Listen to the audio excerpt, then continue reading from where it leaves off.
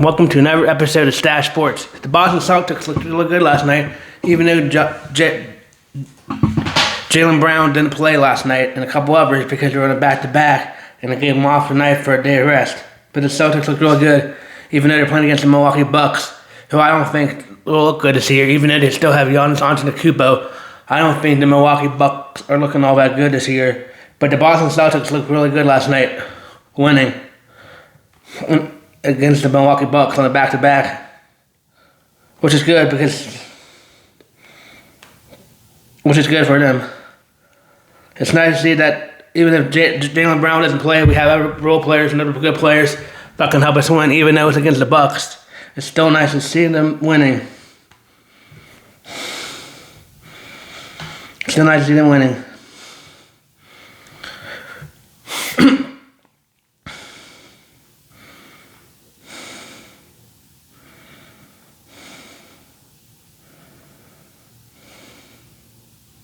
Qatar scored Peyton Pritchard 25 points.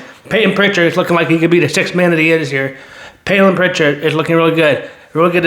He's really good for Boston Celtics. So glad they kept him and haven't got rid of him because Peyton Pritchard is one of their best defensive players, best bench players coming off. It could be a sixth man of the year. He is really good. Good job by Joe Mazzulla and Brad Stevens on getting him. He is a really good player. And Quetta, they really turned Quetta around this year for the Boston Celtics.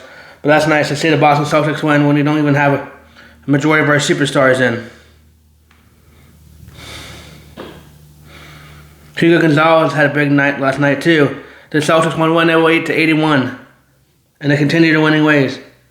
Hugo Gonzalez had 18 points. It's nice to see the young rookies like Hugo and Baylor Shireman look sharp for the Boston Celtics, but that's nice to see the Boston Celtics win.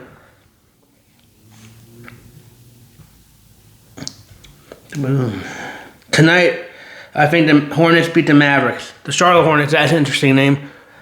Ooh, I'm so scared of a bee. But the Charlotte Hornets beat the Mavericks tonight. I think the Pistons beat the Cavaliers, but I think it's a close game. That's going to be a decent game. But I think the Magic beat the Wizards. I think the Heat beat the Brooklyn Nets because the Brooklyn Nets stink this year, and I don't think they can beat the Heat. I think the Knicks beat the Raptors. I think the Spurs beat the Sixers.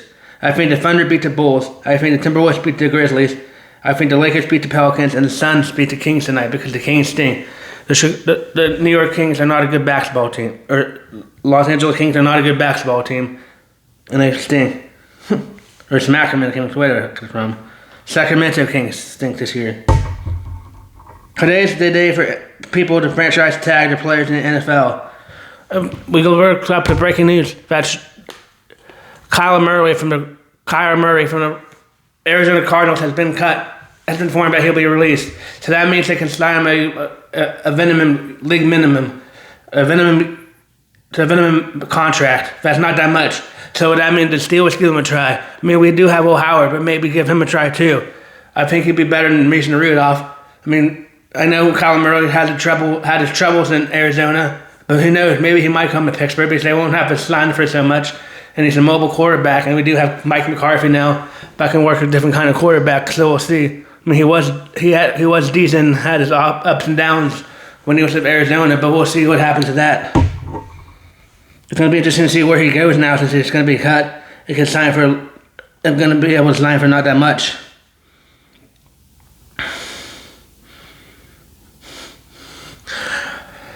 The Colts use a transitional tag on Daniel Jones, meaning he can sign somewhere else, but the Colts can also offer the same kind of money to him to stay in Indianapolis.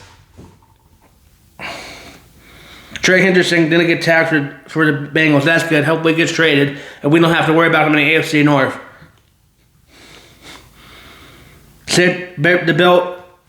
My friend Ray, who's a Bears fan, his center is going to retire today. So that's that. They're going to have to find a new center.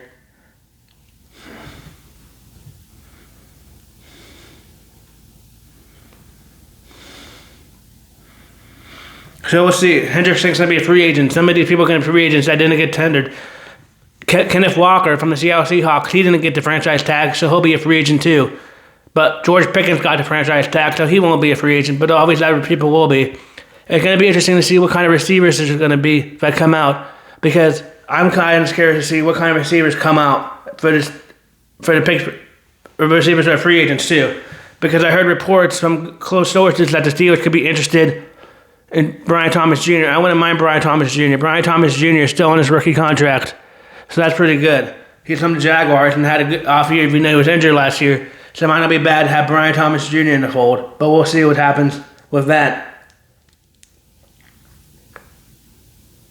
We'll see what happens with that. It'll be nice to see Brian Thomas Jr. show up to the Steelers, but we need receivers.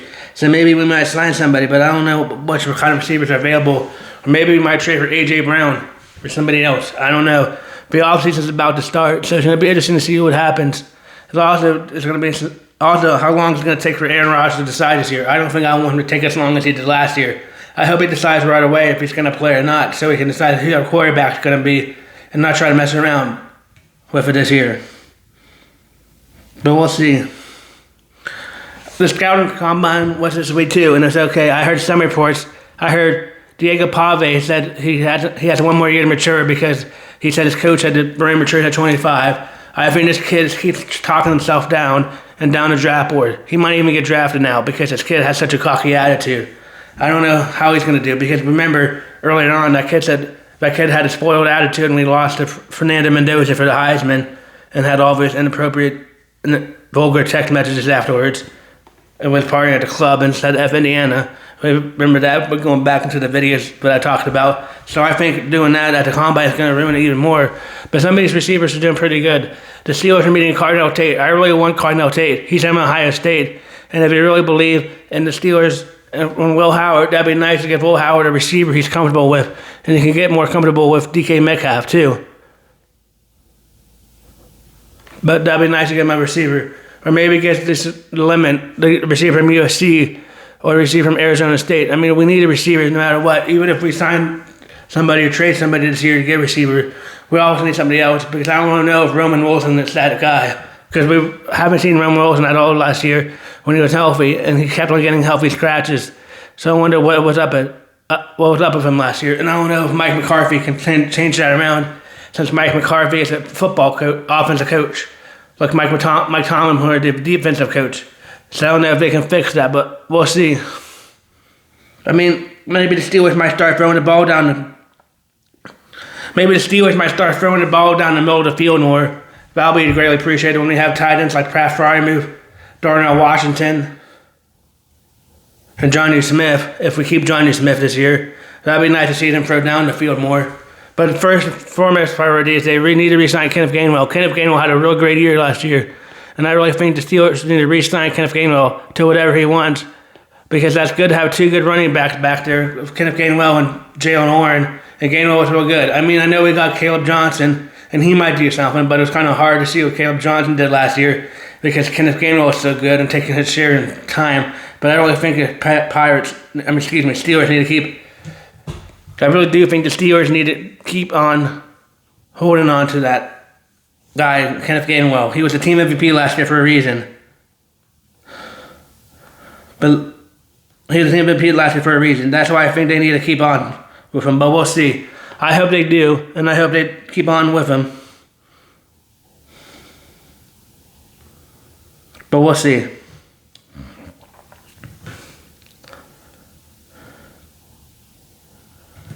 But we'll see. The Penguins played tonight. They played the Boston Bruins tonight. Let's hope they can bounce back and win.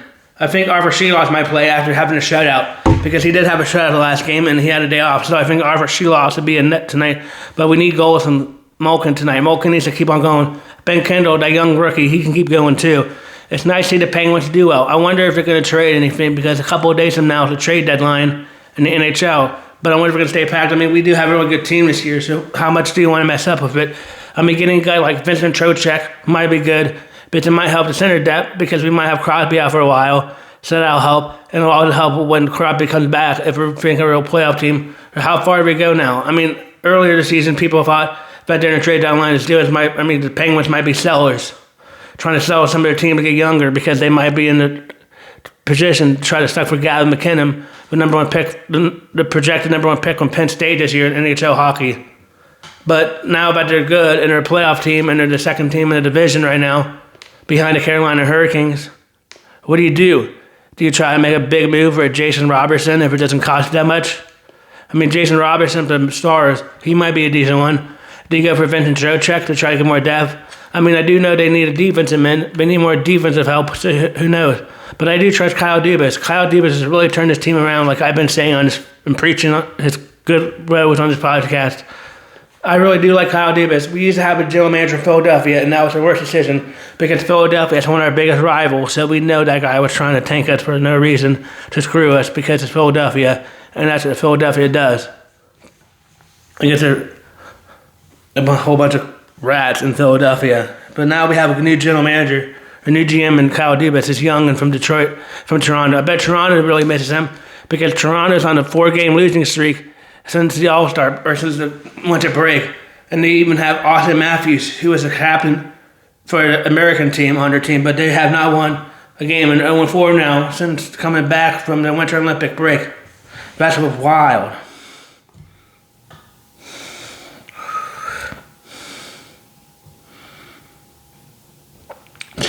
That's just wild. But last up, the Penguins went tonight against the Boston Bruins. I say Evgeny Malkin scores tonight. I say Ben Kendall scores. Maybe Anthony Mantha scores. Anthony Mantha's good too. Does that mean we get rid of Anthony Mantha? I mean, Anthony Mantha is on pace to have a 20-goal point season this year. But he also is on a 1-year deal. So does that mean we try to flip him like we flipped Kulak the other day for Sam Girard? Do we try to flip Mantha or Brad Dahl or one of these players at a 1-year deal because we might not re-sign him next year? Or do we try to keep him since they have a good chemistry and they're really decent right now and they're the second team and they're only 2-0-1 because they lost one in overtime to New York Rangers and Sidney Crosby, our main captain, has been out. I don't know. It's going to be interesting to see, and I'll be keeping my eye on what Kyle Dubas does these next couple of days if he tries to make any trades. But I hope we win tonight against the Boston Bruins. But it's going to be tough. The Boston Bruins are not no team messing around with. They got Jeremy Swayman that's playing really hot right now too, and net. But I think it's going to be close one, and I think the Penguins edge it out tonight and win. I think the Sabres beat the Golden Knights. That's right. The Buffalo Sabres are one of those surprise teams this year. I was talking to my friend Brandon the other day. He's a big Sabres fan, and they really are a surprise team this year. I'm surprised how good Buffalo is. Buffalo always seems in hockey to always be near the bottom, but this year they actually have a shot to maybe make it to the playoffs. That's just wild. Buffalo Sabres might make it to the playoffs before we get a new GTA game. That's just wild. Who would have put that on their bingo card for this year? But the Buffalo Sabres have really looking hot of late, and they're really looking good. They got that young guy Sage Thompson, but really made the name for himself in the Winter Olympics this year. He's really hot for the Buffalo Sabres too, and maybe other players that made their name for themselves in the Winter Olympics. But I think the Buffalo Sabres will win. I mean, Vegas is on a losing streak right now, unless they won after playing the Penguins on Sunday, but I don't think they played Monday. But Vegas is on a losing streak right now, so I think it might continue tonight. Even though Vegas is a good team and shouldn't mess around, it might not mess around and might finally get a win tonight, but I think they win. I think the Panthers beat the Devils tonight. I think the Lightning beat the Wild. I think the Winnipeg Jets beat the Blackhawks because of Connor Hellebuyck.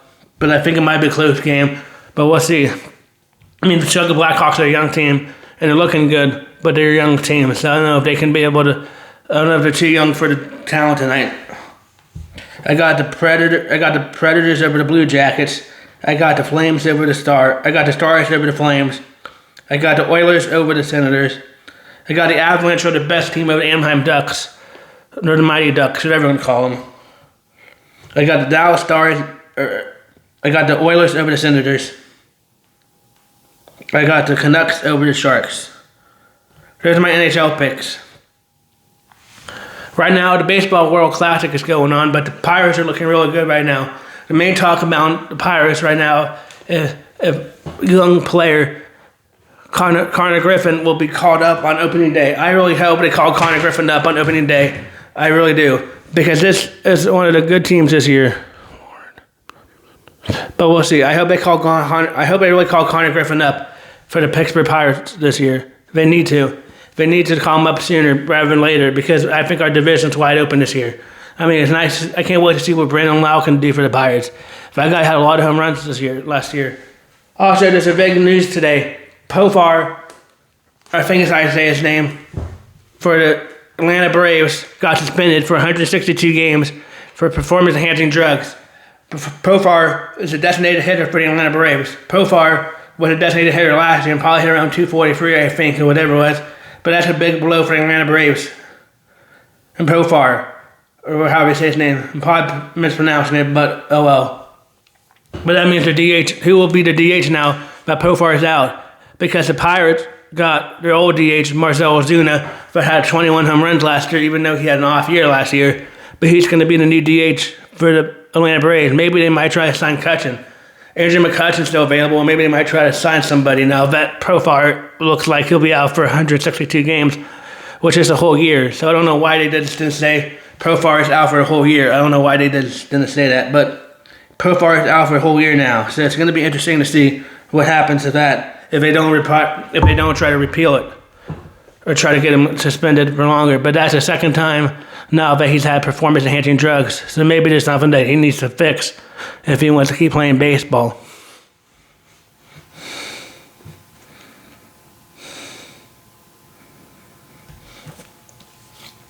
But that's nothing he needs to work out by himself.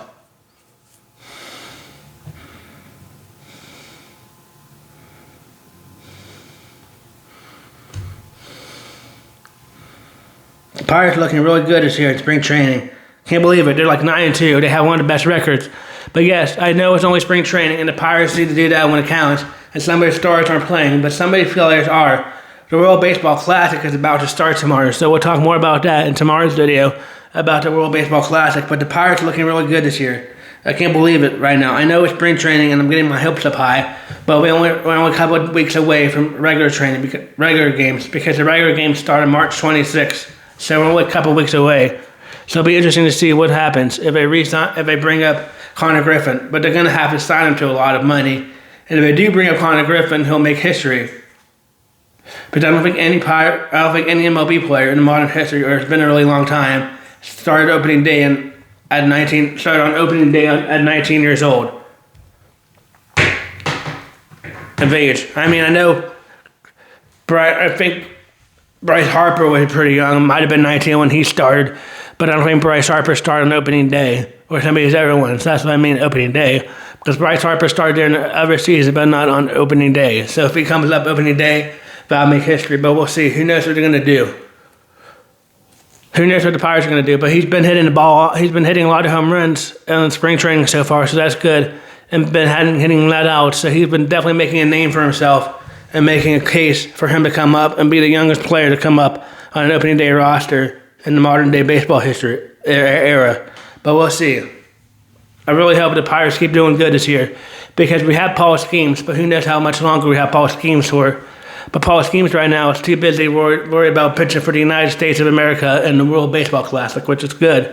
Give him some time to practice and some time to get used to get his arm used to. But hopefully he doesn't get his arm too out of shape, because he might need him late in October this year, because I really do have a lot of Bucko fever. I really do think the Buccos are going to be good this year and make a noise for themselves. I think our owner is finally listening to all our complaints and trying to get his players. I mean, I know it's Brandon Lau and the Rhino Harn and Marcell Ozuna, but at least it's different and something that had a lot of hits last year and a lot of home runs. There's a number of home runs compared to most of our players on our roster last year. I know it's going to stink if we don't get McCutchen back, but Ozuna did have a better year last year, and it was an off year. And in 2024, Ozuna was on pace to be one of the ML MVPs of that year. But we'll see.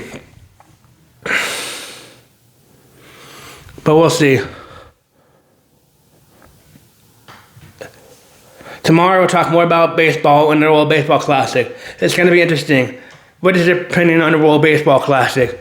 I'm going to talk more about boxing, because one of my friends, Jake, likes boxing, so I might talk more about that too, or MMA. I really do like MMA. I like how it moved over to Paramount Plus now, because of Paramount Plus, that means the day of the pay-per-view is over, which is good, because even though they call premium live events now, it's nice to see them do that. But I like watching the UFC. There's a big UFC fight this week too, so I wonder he's going to be watching it. It's also nice for my other people like wrestling buddy, who went to the wrestling thing this week. I hope you had a fun time. But this is Stache Sports signing off.